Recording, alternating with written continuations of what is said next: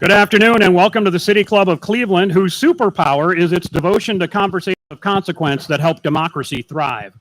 It's Wednesday, July 9th. I'm Mike McIntyre, executive editor at Ideastream Public Media, host of Reporters Roundtable on 89.7 WKSU and Ideas on WVIZ PBS. And I'm your moderator for today's conversation. It's the first forum in the City Club's free outdoor summer series underneath the chandelier at Playhouse Square. Well, close. If we were underneath it, literally we'd be in the middle of Euclid Avenue. The forums will be here every Wednesday at noon through July 30th.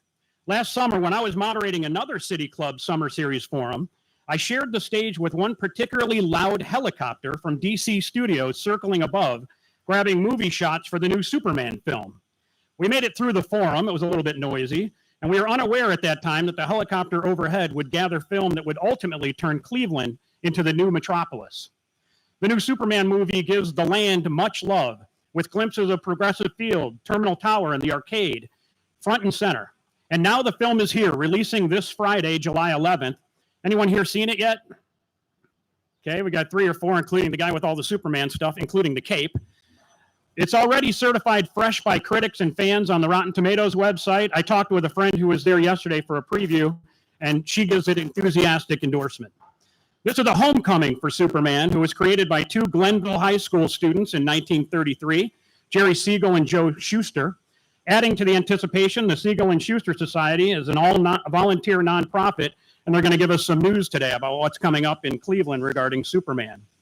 And here with me to discuss more on this, as well as what it took to bring Hollywood back to Cleveland, and whether Superman is just the latest of many blockbusters to shoot in the city, is Bill Garvey. He's president of the Greater Cleveland Film Commission, and Valentino Zullo, a professor of English and Public Humanities at Ursuline College.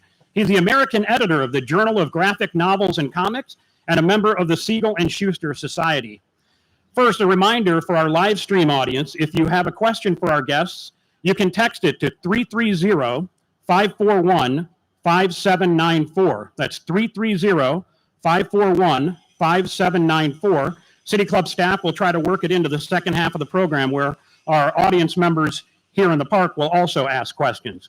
Members and friends of the City Club of Cleveland, please join me in welcoming Bill and Valentino.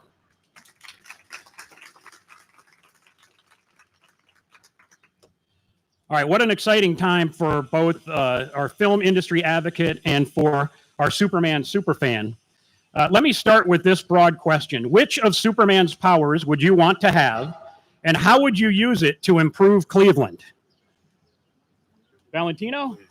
Can I say the ice breath because it's hot and we're humid? I want to get rid of the humidity, right? I'm tired of that. But no, in all seriousness, I think the thing I would love, and this is sort of a cop-out, but it's his eternal optimism. I think that's the character's superpower. Like if Batman is pragmatic, I might keep going out, or can you hear me okay? Just stay close to it and you're good. Okay. If Batman is pragmatic, Superman is optimistic, and he always sees the world for what it can be, and then he tries to lead other people to that point. I think that's his great superpower. So I think I wish I had that power. And I can see why you would say that could improve Cleveland, because so often we have in Cleveland that, why do you like Cleveland from somewhere else? And it's like, wait a minute, we're from here. Like, let's get over that and have some optimism. Yes, exactly. Yeah, get them to see what we see. Bill Garvey, what about you? Yeah, just to piggyback on that. I mean, I don't come from here. I've been here for a very long time. I've lived here for 17 years, but I come from a lot of different places, and I see so much great value that we have here. It's an amazing place to live. So I'm the biggest cheerleader. I agree with Valentino. All right, piggybacking on the breath thing. What about using the breath to blow away some lake effect snow? Okay, all right. Blow away the lake effect snow. Where will we blow it to? Like Medina? Sure. Okay, great. Sorry, Medina. All right, let's get started about the film itself. The buzz is on us now. The top grossing film shot in Cleveland thus far is The Avengers at $1.5 billion.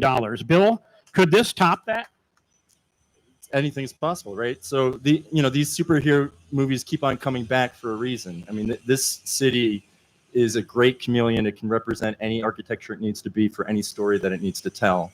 And we continue this, amazing 300 projects into, our film business here. of telling great stories and making them look great. So yeah, it's yet another example of our success and more success to come. I didn't get a chance to see the film yet. I saw the trailers, but it does look great. Particularly the arcade. That was the one that did it for me. Phenomenal. And 75% of that trailer, Cleveland. So yeah, I mean, what kind of advertising? You can't even pay for that kind of advertising, right? I mean, the global spotlight is on us this week. The summer of Superman, the entire summer, people are thinking about Cleveland globally. This is Valentino, a homecoming for Superman. He was born in Cleveland, not Krypton. Yeah, no, it is. Yeah, he was born here in Glenville, like you said. Jerry Siegel and Joe Shuster created Superman together. They were high school students in Glenville. In 1933, they come up with the idea. By 1938, Superman is on the cover of Action Comics #1. And the rest is history, but the comic book industry would not be what it is today without Action Comics #1. And I also think, to that point, I don't think that Jerry Siegel and Joe Shuster would have created the same character in another city. For me, I always say that Cleveland was the third partner in the creation of Superman. And I think we have like a full circle moment when Cleveland again was the partner in the creation of Superman, the film. Right, it's back here now. Yeah. It is a homecoming. And in fact, this event, you were calling it the week of Superman, right? Yeah. There's this event. There was something the other day. We've got this weekend. There are events at the Tower City and the Cleveland Public Library. And then there's another big, huge event that the Siegel and Shuster Society has been working on for years, fundraising for. And maybe you can break a little news for us on that, the statue of Superman. Yeah, so I can say officially as of like 10 o'clock this morning that the Superman statue will be unveiled in Cleveland on August 2nd. And at 11 a.m., Laura Siegel Larson, I've never broken news before in my life. This is exciting. At 11 a.m. at the Huntington Convention Center Ballroom, Laura Siegel Larson will be interviewed by one of our board members, Samantha Baskin, who is a distinguished professor of art history at CSU.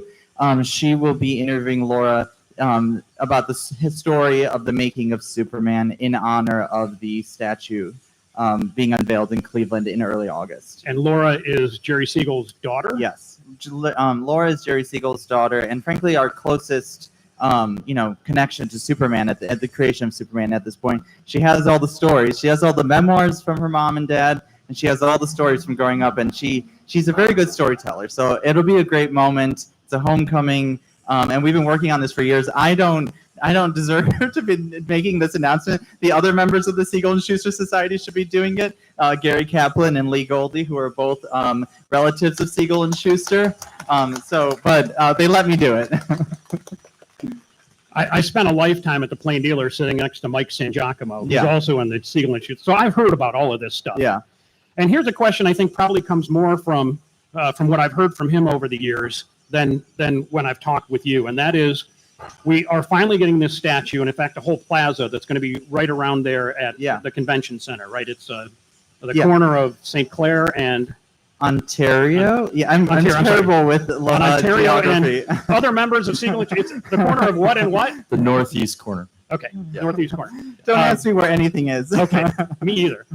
But the question is, it seems like it took the city a long time to embrace Superman. We've got the statue now, but we're talking about 90 years later. What do you think is behind that, or is momentum finally building? So for the momentum, I have to credit Mike Sangiacomo, who you mentioned. I think Mike did so much work, as well as the Siegel and Shuster Society, but I think all of us can admit on the society that Mike did so much work to build momentum for this. He also deserves credit for the statue. I think it took a long time for Cleveland to recognize its history with Jerry Siegel and Joe Shuster, but I think it's a common Cleveland, it's a common lament for me that Cleveland sort of ignores some of its history. But I would say in the last, couple of years, we're seeing they had really embraced the story of Superman. Obviously, the film helped a lot, so we have the Greater Cleveland Film Commission to thank for that. And I don't know. I think these different projects that we've done, the meaning everybody that's up here, like the film and the push for the statue, has really gotten the city to recognize it, and I'm really excited about that. And it's not just the Superman statue. There's going to be other other things in that little plaza, including a phone booth, which I don't think my kids know what it is. It will be, I often say, I think it's the only phone booth in Cleveland at this point. It will be the only Full phone size booth. anyway, right? Yeah. And then there will be bronze statues of Jerry Siegel, Joe Shuster, and Joanne Siegel as well. It'll be a beautiful plaza and really recognize the Cleveland's history and two of its greatest sons. I know the sculptor David Deming, who's got a great reputation, has made this statue. It's already done. His tab's a little higher than what he's been paid. As I understand it, fundraising continues. So our fundraising is continuing. We can use help if you want to go to supermanstatuecleveland.org. We would love any support at this time. So supermanstatuecleveland.org. I was told to say it twice on the radio. Go there. You can learn more about the statues. You can see the models, and they are done. Like, we can't show you the actual ones yet because David Deming does want to wait for the actual unveiling. But we could use any help, and that's not just his. It's not his tab, but also the insurance, the upkeep, and the programming we're going to do to highlight the history of Cleveland. That's what you're donating to, not just the plate. Get a Superman symbol on your license. All of that money will go to the the money will go to the Siegel and Shuster Society to continue to support the upkeep of the plaza as well as programming celebrating Superman in Cleveland. And the rest of it goes to fraud and abuse. The rest of it goes to the state. I was like, well, the state has to take some of it, Let's talk about the momentum for Cleveland. I mentioned the Avengers. That was more than a decade ago. There have been other films since then. This could be the blockbuster, Bill, that we've ever had in the city. Talk about that in terms of the momentum that you've been trying to build with the tax credit, with the other films that we've had, with you going out and talking with folks. What does this film mean for the next step? Yeah, I mean, this one's different, right?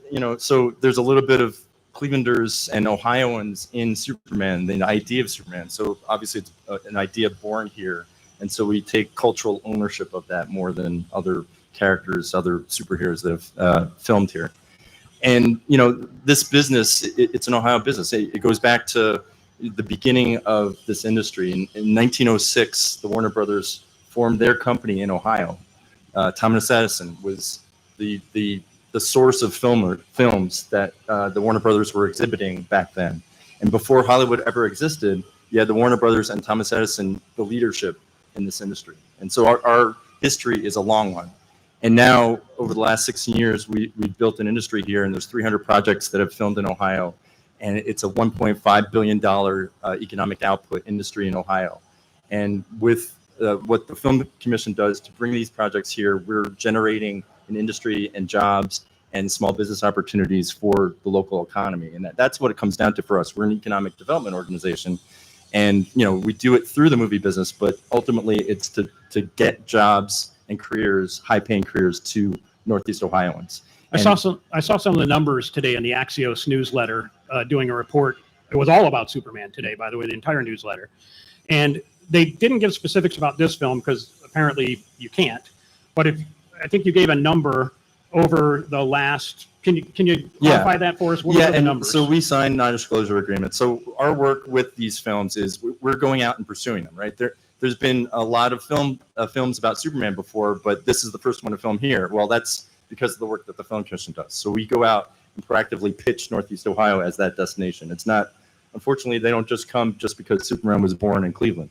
So when we go out and pitch, we sign a non-disclosure agreement in order to get access to the script, to do breakdowns, to do pitches to them, and then the project comes. So that limits us in the economic metrics that we can provide.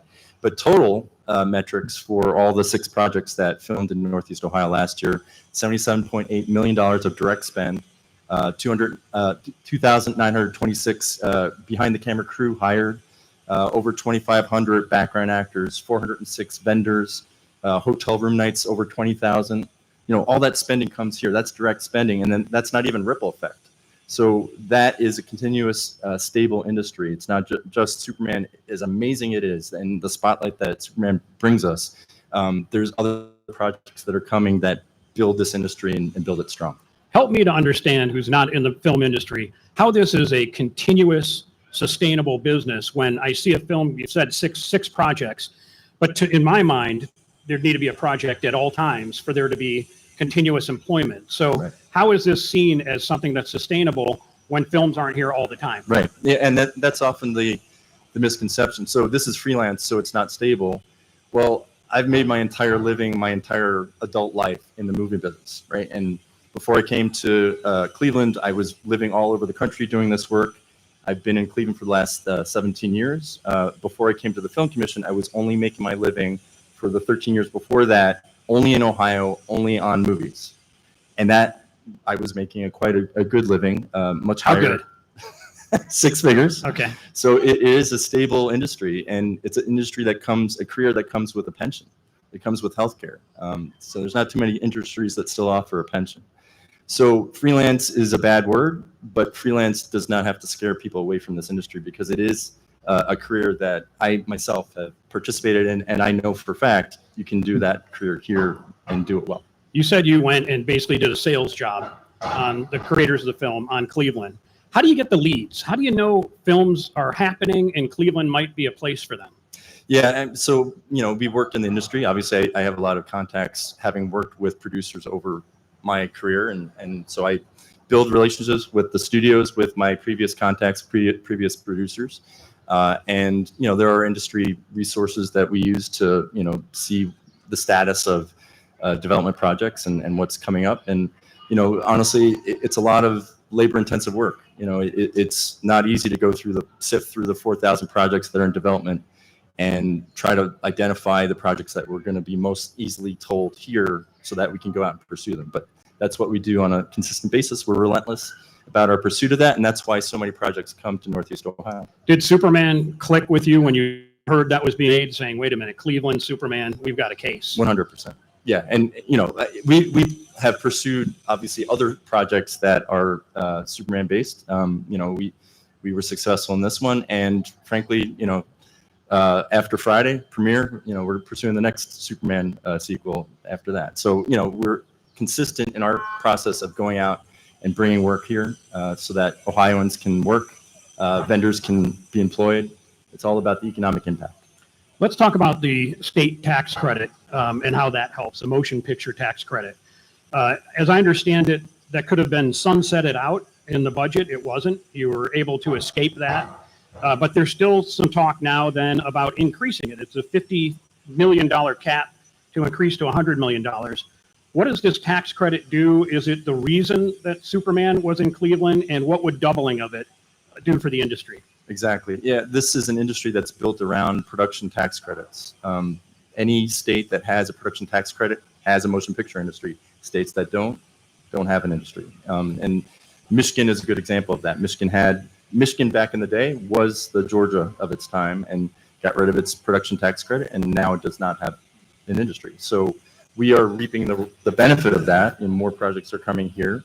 It is going to take us only as far as our cap will allow. So doubling it will mean more opportunity, double the opportunity, double the tools in our toolbox to go out and pitch business to come here and spend and create jobs. How scary was the thought that it might be sunset?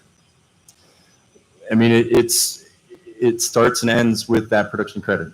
So, it's not that we would still have an industry if we didn't have the production credit. So yeah, it is a scary proposition, but I'm here to say, and we track the metrics, this is a 333% return on investment for that tax credit. It is a pipeline of new money coming to the state. It's not existing money that would be here anyway, and it only comes because of that credit. Those jobs only come because of that credit. The vendors are only employed because of that credit. So that's how important it is. And it's borne out over 16 years now. We have a 16-year track record of success to see how much money comes here because of it. Valentino, on the film, we're now hearing political backlash, anti-immigration backlash. After James Gunn called the film an immigrant story, he said, Superman is the story of America and an immigrant that came from other places and populated the country. He also said that we'd lost basic human kindness in that context. And that's got people going kind of crazy on the internet. Superman is, in fact, an immigrant, isn't he? Superman is, in fact, an immigrant. Jerry Siegel and Joe Shuster's parents were immigrants. many of us, our parents are immigrants, including my own. I think it is America's story.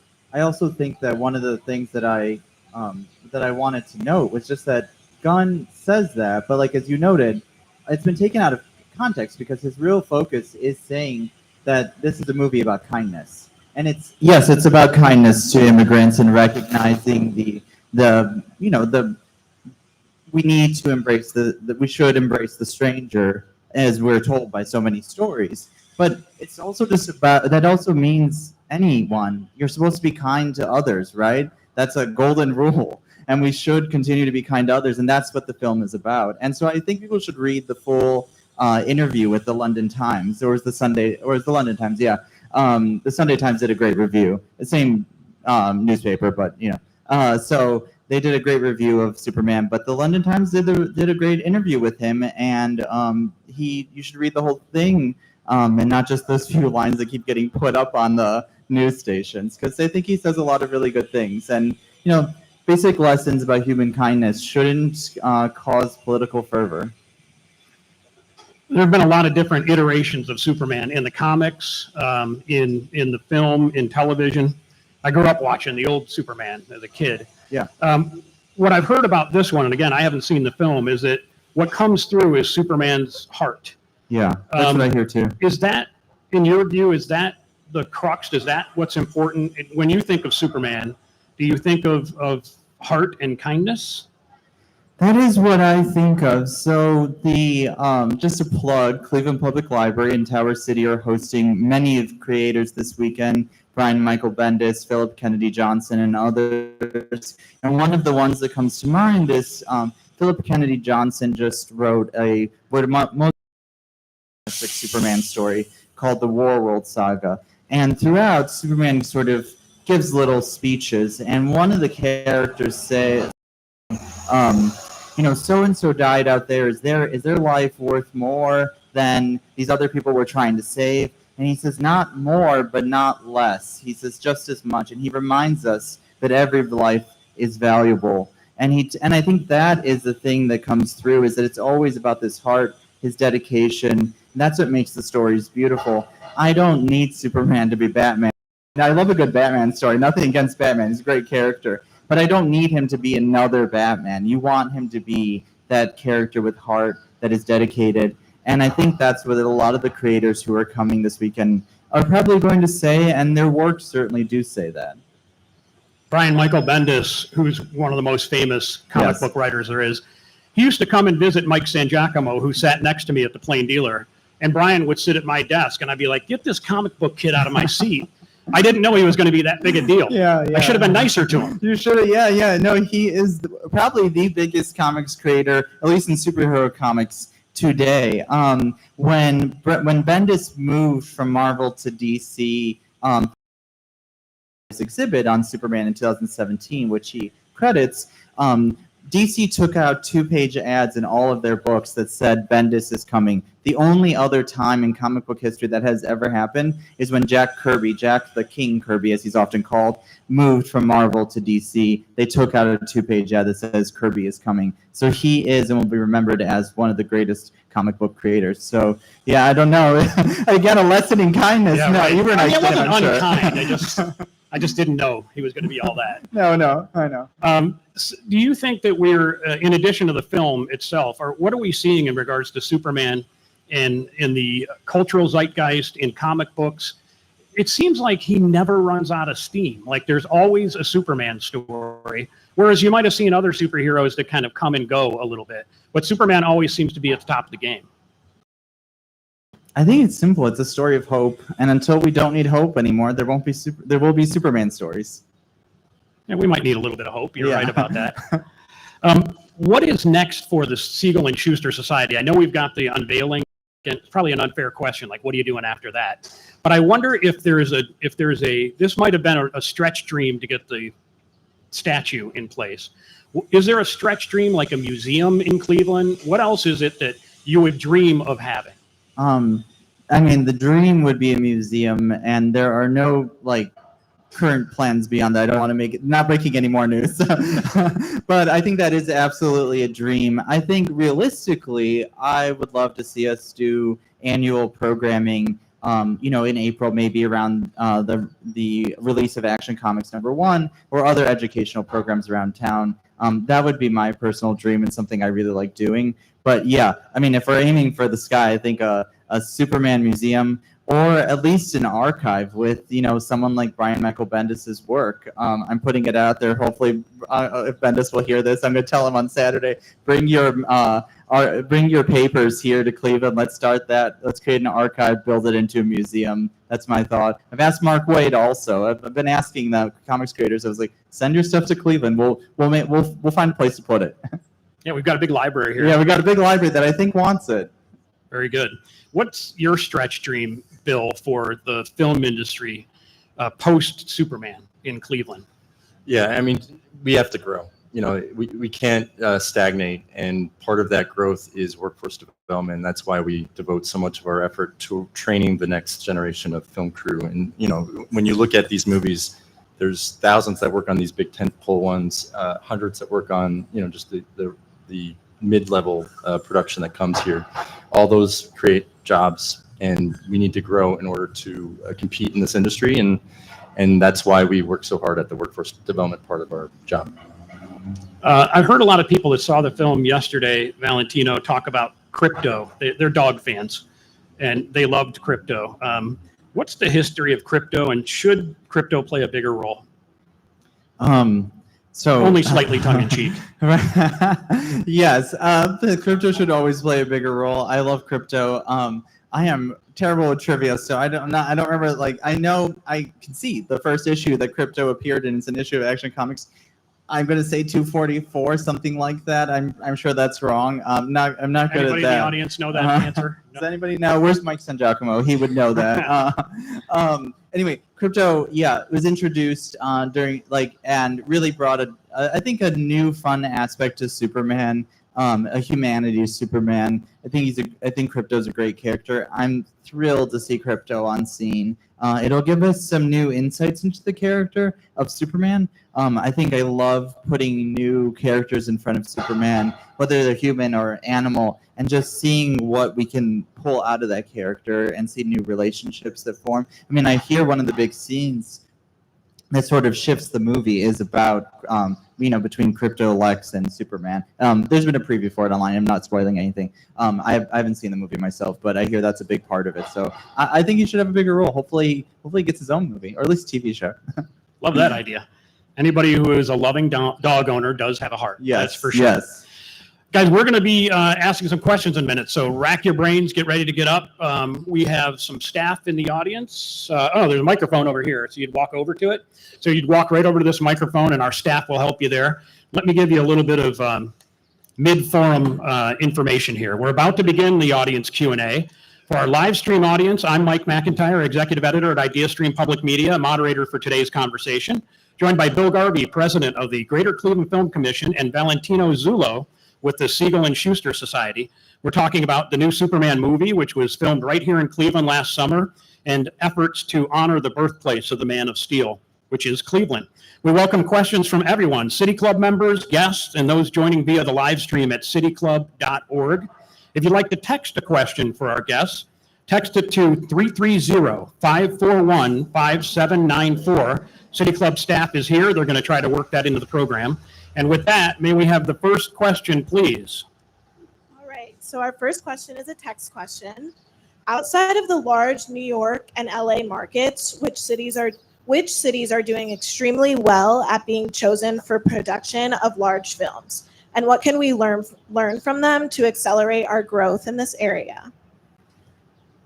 All right, and I think we all heard that, but I'll repeat it. Outside of the big cities, which ones are doing really well at film? And the second part of that, you'll know. What can we do What can we do to accelerate them? Okay, and and what's the secret sauce? Yeah, the secret sauce starts and ends with that production incentive that I talked about. So, there's a reason Atlanta is the epicenter of this universe, and it's because of the production incentive that Georgia provides. So that's why we work so hard to advocate for our tax incentive to be as competitive as possible to attract this production. It starts and stops with that. And that's why you see all the states getting on board with the production incentives, and that's why there's 38 states that have them. because of that. You have to be competitive in order to get this business. And this business has grown more than double in the last decade. Everybody, obviously sees the benefit of pursuing an industry that is growing that fast. And who else is doing it well? Atlanta, so Georgia. Atlanta, Pittsburgh. We compete on the gridiron. Well, we're competing in a big way with the Pennsylvania film tax incentive, and they have double our tax incentive. So they have doubled the business, and they're doing a really good job. So we compete there. We compete with New Jersey, Louisiana, New Mexico. Frankly, in the last couple of years, we've lost more projects to Louisiana, and you wouldn't expect that because there's no architectural similarities between Louisiana and Cleveland, right? But that's how important the production incentive is. And you mentioned Michigan got rid of theirs, but it looks like it may be coming back, so more competition. Yeah, they have proposed a bill to reinstate it. And frankly, every state that surrounds Ohio in the last 5 years has launched, at some point, a new production incentive or increased theirs. I'll remind everybody here the questions can be about anything. It could be about film. It could be about Superman. It could be about Superman's dog. It could be about any story you've ever heard. Let's have a great conversation. It's interactive, so take part in that right now, and we'll have our next question, please. I had a question for Bill. James Gunn did an interview where he talked about the attraction of some of the older architectural styles in Cleveland. I think we've got some of that right across the street here. Can you talk about how that's an advantage for the film industry and how that's helped the city? Absolutely. Yeah. And yeah, it starts and stops with the production incentive, but then the next thing to look at is architecture. And this is the great thing about my job. Whenever I'm showing a filmmaker around town for the first time, they fall in love with this place as much as we do, right? I mean, it's a gorgeous sight to see everywhere you look. That diversity in architecture, the diversity in topography that we have here, all these natural resources, the big, beautiful body of water to our north, all that is a competitive advantage. We have 4 seasons. Well, all right, that lake effect snow I talked about earlier, well, that's actually an advantage for some storytelling purposes. So we have a lot going for ourselves. There's a reason that, after 13 years of moving all over the country doing this work, I stopped when I got to Cleveland. This is a filmmaker Shangri-La, and filmmakers see that when they come here in person. Did they ever feel like, I already saw that building in another film, and so I don't want to use it? And how do you overcome that? Well, that's the thing. We haven't been overshot. That's another competitive advantage. Yes, we've had 300 projects shoot in Ohio in the last 16 years, but it isn't overshot yet. If you go to any movie that's ever shot in New York, every single building, as big as New York is, everything that's in New York has been on film 100 times over. Well, we don't have that problem here. So that's another competitive advantage. Great. Thank you for the question. Yes, ma'am. Hi. What a great, unbelievable coup for Cleveland and Superman. And my question is for Bill. Do you have any idea how many crew that work on all these films actually live in Ohio? And if so, do we have enough crew here and enough movies here shooting to make it worth their while? Yeah, that's another thing that producers look at. They don't want to have to bring in everybody because obviously that costs a lot more money. So crew base, and that's why we devote so much time at the Film Commission to workforce, to train that crew with the skills to work on these jobs is essential for these movies to come too. So chicken and egg. So yes, we have a good crew base. They're veteran. They've been doing this a long time. We could always use more. More crew base would be more of an advantage to gain more production coming here to choose Northeast Ohio. So it's one of our most important things that we do at the Film Commission, all the workforce training. And we try to do it either low cost or no cost. And we do it and we go into the community, providing all sorts of free workshops and training courses so that it's easy access, that crew can build a career quickly into this industry. So we're a one-stop shop. We try to function as a central hub of information flow, education, production, producer source crew out of our database and filming locations out of our database. It's a constant process of making ourselves competitive, and that customer service aspect of what we do does give us a competitive advantage to some of these other film production centers that don't provide that kind of service that we do. Let me add to that I've heard people say that they'd like to see a sound stage in Cleveland. And It's as if you have to have a factory in order to have business, and you don't. The factory is the whole city. But is there still a dream of a soundstage, and would that make the business any more competitive in Cleveland? Sound stages are great, and yes, that is a resource that we can use to attract certain production, but it's another chicken and egg thing. So when you have enough production incentive to have consistent work so that soundstage does not go out of business, that's when you have a soundstage. At 50 million, I don't know that we're quite there yet. And that's the point. So now that said, we do have sound stages. We do have local stages. We have virtual production studios, state of the art. That's the next wave of technology advancing this industry. We have that here. And honestly, they are some of them are thriving.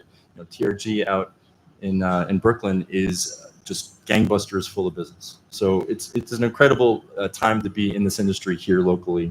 And we're always looking at new technology and how that impacts the business and new trends in the business so that we're at the forefront of everything. So we stay competitive. Next question, please. Good afternoon. I taught school in Cleveland many years, and there were many students that they wanted to be actors and actresses, but none of them ever mentioned film production. Do the Film Commission, do you do any training of middle school or high school students in this very important field? Great question. Yes, we're actually embedded in CMSD schools. So we've had a class that we've been offering for the last 4 years. Maria, my workforce development coordinator, is right there sitting in the audience. And so we go into CMSD schools to teach crew jobs, to teach production, and we put together projects and walk through all the different career opportunities. So the stuff that most people don't know about. Everybody knows, all right, there's an actor, there's somebody operating the camera, there's somebody writing it. Maybe they have a sense that there's a director, even though if they don't know exactly what that does. But all these other jobs, how would you know about them unless somebody's talking to you about them? So that's why we put that together so that we're getting in front of arts-focused kids that are, maybe thinking about what they want to do with their lives. Well, this is a creative career that you can do right here in Cleveland, and it comes with a pension. So kind of a unique opportunity if you want to pursue an artistic career to pursue this industry. I was curious, how many people here were extras in the Superman film? Anybody? Nobody. And neither of you, either Valentino, you weren't an extra? I was not an extra. No, I was not. No, I didn't even, I frankly didn't apply. I was like, I'd never been on a set, and I don't know. I was like, I'll watch the movie when it comes out. Well, I wonder what that experience was like, Bill, for the Clevelanders that went and said, I'm going to be one of the 3,000 people that is in the background. Yeah, they were buzzing. I know some of them. And, it was a great experience. The energy that you felt downtown during that time, it was just a sight to see. And it's great that, once again, Clevelanders are participating in this process and participating and growing this industry here. So great. Yes, sir. Next question. Yes, my name is Mike. I grew up watching Superman as a young boy.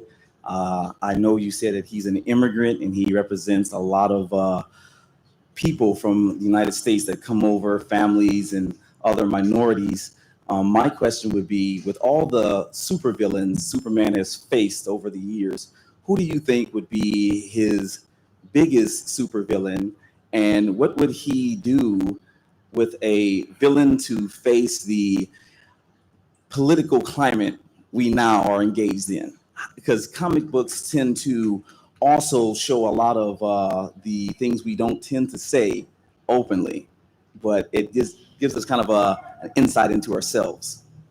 Thank you. Great question. I think that's for Valentino. I think so. So that's a big question. Okay, so how do I answer this best?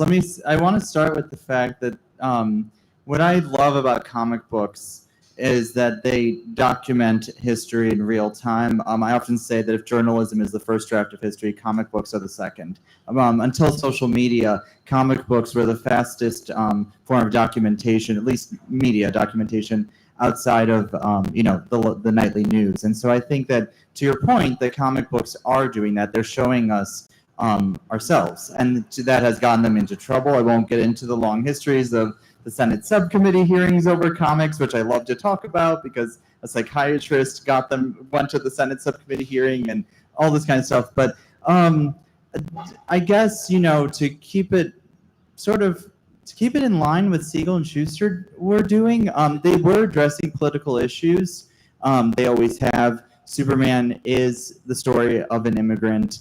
But as I said earlier, I think for me, it's still about finding sort of that optimism that sees what things can be and not getting stuck in how things are right now. And that's so important to me. That's what the Superman story always tells me, is it always says, look for what we can be. Can we be better? Superman is better because he sees us at our best. Like, he is inspired by what we can be. And I don't know, in moments of, like I said, of where we need hope, and we always do, it's that idea of seeing ourselves at our best that will keep us going, and I don't think nihilism is going to drive us or bring us together. It's it's optimism, and that's what I hear what the movie's about.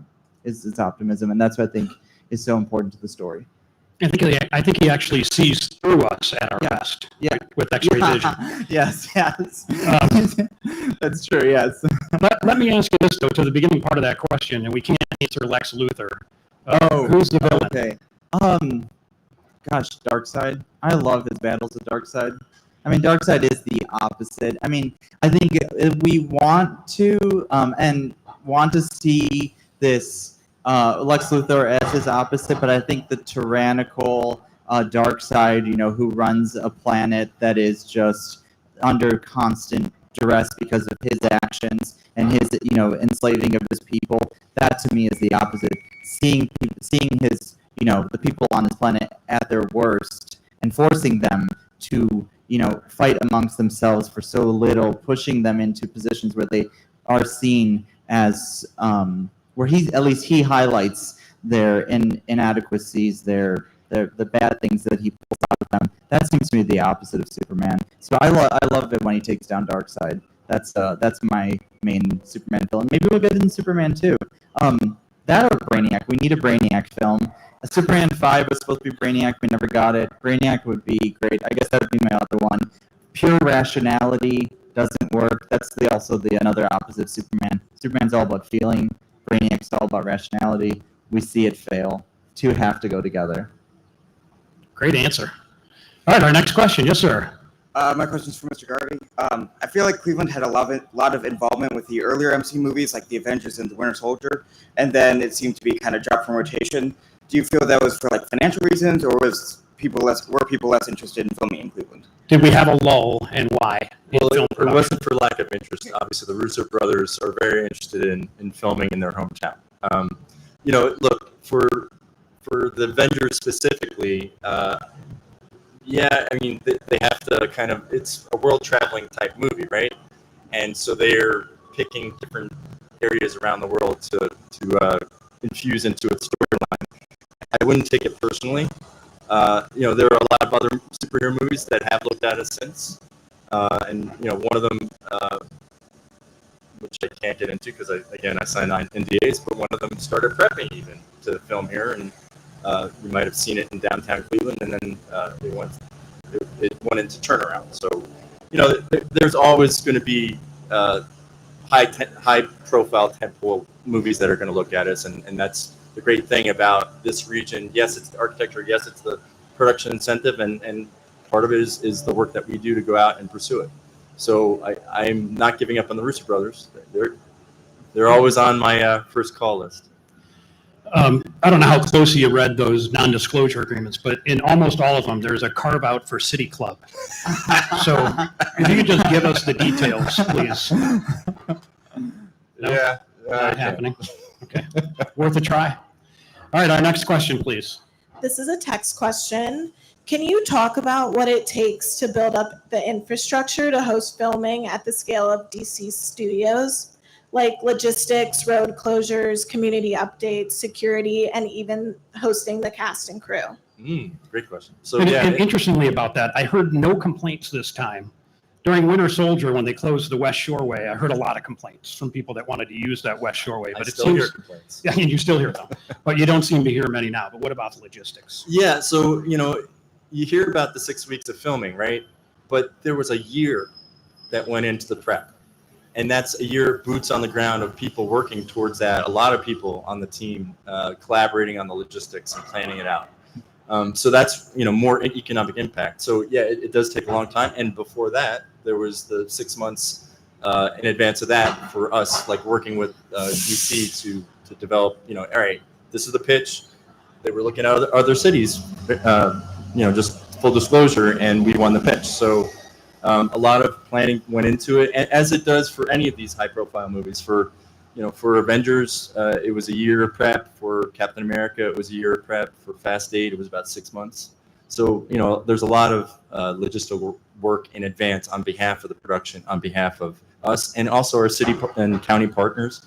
A lot of government that have to be willing to accommodate this. And so a lot of people deserve a gold star on this one because it went off so efficiently. Is that streamlined well enough, or could it be better in terms of like permitting and approvals and the speed with which that happens? Well, the permitting process has actually gotten more efficient. It is an online permit now. So we have made improvements in that respect. And now we're, as a city, as a county, as a state, we're veterans at this process. So there's a lot of folks with a lot of institutional knowledge that have been through this multiple times through these high-profile movies, and they get it. And so I think it does move pretty efficiently, and that's actually another competitive advantage that we've hosted so many of these. It's also pretty cool that you'll hear somebody is somewhere who's in filming. Like I heard that, I think it was the cast of the Avengers all fell in love with shawarma. They were all eating shawarma sandwiches, and people were just sort of chasing after. I saw Rachel Bresnahan at this place or whatever. It kind of gives a little buzz to the city at the time they're filming. Yeah, again, it goes back to the spotlight effect. The eyes of the world are on us, right? And positive spotlight too. Great. Next question. This is another text question. We saw in the trailer the old City Club building is part of the set for a large fight scene. It's just a few blocks from here. What other cool Cleveland landmarks should we be looking for in the film? Well, I know the Leader building is the Daily Planet, which is on Superior and East 6th. Yeah. And it's awesome looking. I wrote for a newspaper for 30 years. It didn't look like that on the outside, although it was at one point the Cleveland Leader. Yeah. And as is the case oftentimes where the end of the world battle sequence happens too. So Public Square is a starring role. Honestly, and I can't say too much because of that NDA, but there is the majority of the exteriors are Cleveland. Metropolis exteriors are all Cleveland. So again, the NDA does not count at the City Club.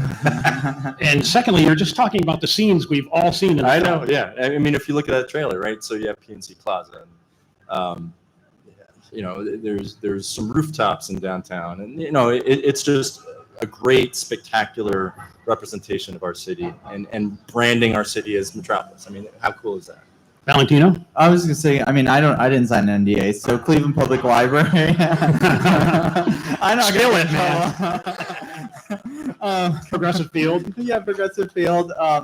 So I will say, just to plug too, that the two events downtown this weekend are going to be at Tower City and Cleveland Public Library, and the space between is where a lot of the film was made. So if you come to the events from 12 to 6 at Tower City, and you come to the events from 12 to 8 at Cleveland Public Library, if you walk between the two events, you are on set of a lot of the film that was made here. I mean, Guardian Stadium, obviously not, but a lot of them. And Cleveland Public Library became Metropolis Public Library. The Leader building obviously became Daily Planet, and so much. And then the big scene in Public Square. So come, and the arcade. Obviously, you have to go to the arcade. Go get a Superman Affogato. I did it yesterday. Just to plug them. I love Rising Star. Those are the places that are going to be in the movie. I'm sure there's more that we'll see when I finally see the film, but I know people that work at those places, and they were like, yeah, Rachel Brosnahan was here, or David Cornslow was here. So, but yeah, come to the events. It's going to be fun, and you get to be like on set. Cleveland will become Metropolis. Walk between the two events. It's going to be a lot of fun. Great. Yes, ma'am. Hello. Hello. I worked at the AT&T building on Huron, just down the street. It's a really cool building. We've had movies shot there before, and we heard that this movie was supposed to have some scenes there, and then there wasn't. So I was just wondering if you could speak on that. Is that in the NDA? Well, so obviously in the trailer you see the Plain Dealer or the Daily Planet is the Leader building, right? So that is what was being looked at all over the city. So as is the case, when filmmakers get to town, they'll look around. We'll show them different options for each scene, and they pick the ones that they like best. So, whatever we see doesn't necessarily guarantee that filming location is going to end up in the movie, but we do show them the entire city. All right. Yes. This is a text question. While some view AI as a threat to traditional jobs, how do you see AI advancing the movie production process in the coming years? That's another great question. So yeah, AI is, kind of democratizing a lot of the stuff that you see in a big tempo like this. So, a lot of visual effects can be sped up. The process can be made more efficient. And in the case of production, those jobs aren't going away. There's a lot of people that it takes to make movies, and that, unfortunately, that continues to be the process. So we're really fortunate to be at a time where there's a lot of technological advancement that's improving and maybe making more efficient, but also maybe making the quality of movies a little bit better.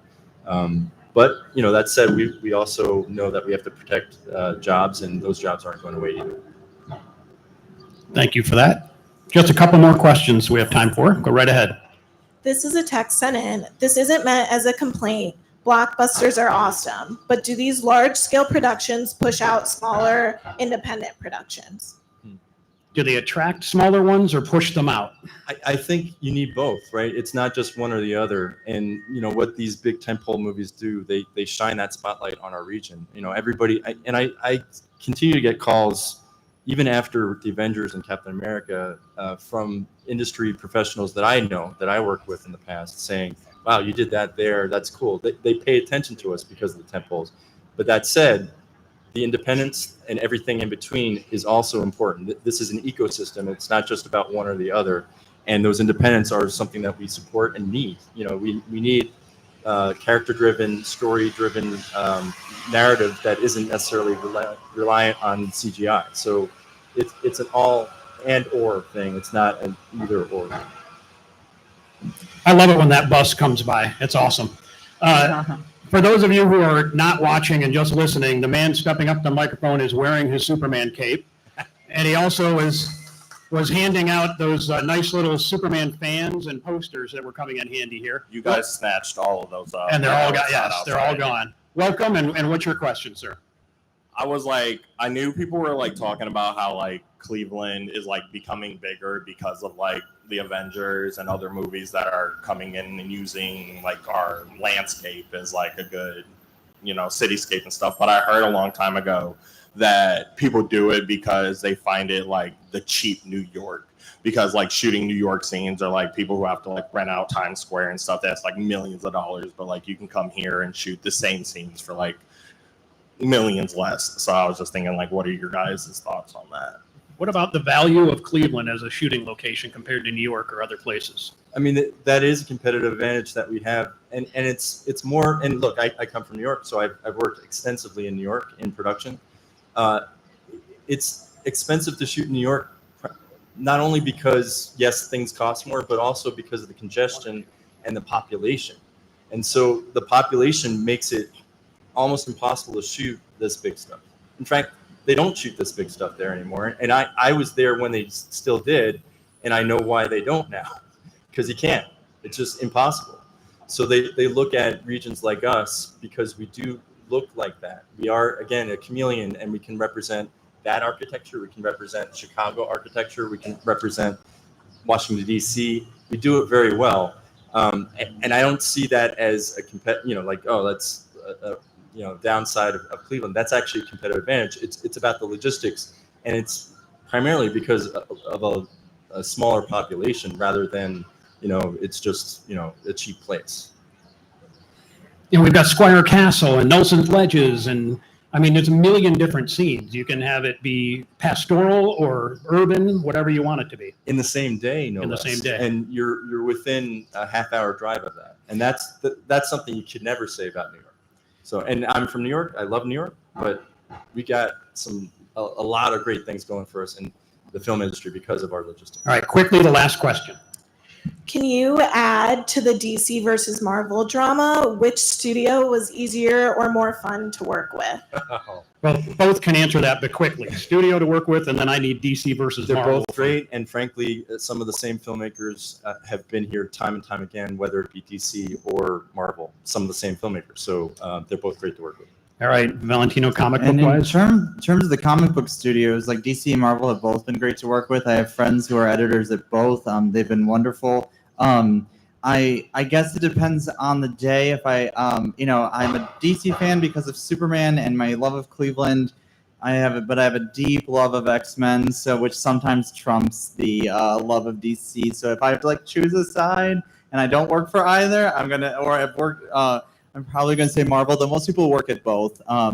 But yeah, so you can hear more about DC and Marvel and all of that, like I said, at the events this week. You can come see me and my colleague Vera Camden at the library at 6 p.m. We're going to talk to Andrew Iden and Jean Yang on Saturday, July 12th at 6 p.m. in the Eastman Reading Garden. We're going to interview Jean Yang and Andrew Iden. You can ask them that question because they work with both companies. They'll give you all the secrets. All right. Well, that brings us to the end. Thank you to Bill and Valentino for joining us at the City Club today. The City Club's Outdoor Summer Series is presented by Thompson Hine and also part of City Club in the Community Series sponsored by Bank of America.